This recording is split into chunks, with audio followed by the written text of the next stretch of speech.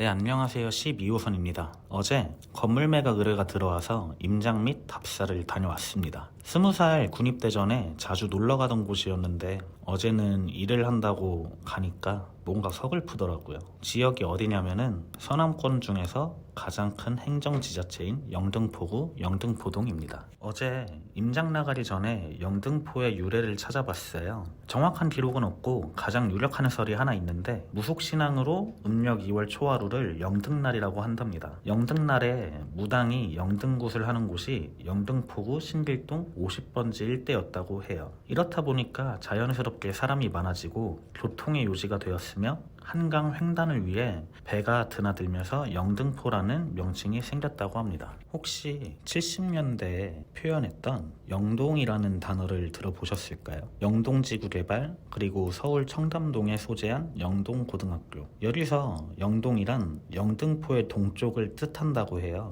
영동은 오늘날 강남권을 말합니다. 이 자료는 70년대 서울 행정구역이라고 합니다. 강북지역부터 성북구, 서대문구 쭉 내려오고 오늘날 강남구도 성동구에 포함이 되어 있었네요. 여기서 주목할 점은 영등포구의 어마무시한 크기죠. 영등포구는 오늘날 강서, 양천, 구로구 등 7개의 자치구가 행정지역에 포함이 되어 있었다고 해요. 이 중에서 현재 강남권의 대표적인 서초구도 포함이 되어 있죠. 도시개발 차원 삼획도시론 등 광의의 영등포권이라는 표현이 있고요. 부동산에서는 서남권이라는 표현을 자주 사용합니다. 우선 우리나라 지형 특성이 뭘까요? 국토의 70% 이상이 산지로 이루어져 있죠. 하지만 지도를 보면 영등포의 경우 되게 넓은 평야지대죠. 이 비슷한 지형은 바로 강남입니다. 강남 개발을 했던 이유는 남북전쟁 이후에 대한민국의 주요 기관들을 남쪽으로 옮기자라고 해서 개발이 됐다고 해요. 하지만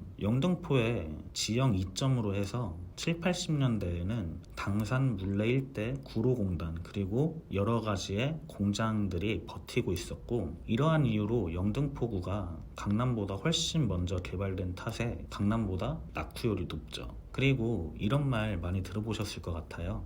영등포는 교통이 헬이야. 이러한 이유는 서울 초리개발 지역이라서 오늘날 교통량에 비해 도로가 매우 좁죠. 그렇다 보니까 상습정체 구간도 많고 근데 여기에서 여의도라는 의문이 생기실 수도 있는데 여의도는 대한민국의 금융의 중심지로서 개발을 하기 위해서 현대적인 기준으로 계획된 계획도시죠. 그래서 영등포구의 행정동이지만 여의도는 다른 하나의 신도시로 볼 수가 있습니다. 그리고 가만히 생각을 해보면은 우리 일상생활에 서초구, 송파구, 강남구는 대표적으로 강남 쪽이야 이런 표현을 많이 쓰죠. 그리고 구로, 양천, 동작구 등등 대표적으로 영등포 쪽이야 라는 표현을 많이 사용합니다. 영등포는 지형적 이점 그리고 대한민국 경제 발전의 주축이었지만 현재 저평가되고 있었다라는 거 어느 정도 이해되시나요? 대한민국에서 가장 부자 동네라고 하면 어디가 떠오르시나요? 바로 압구정동이죠. 압구정동 2016년과 2021년 토지 공시가격입니다. 16년 공시가격 면적당 1,080만원 그리고 21년 공시가격 1,980만원 5년 동안 평당 2,970만원이 상승했죠. 그렇다면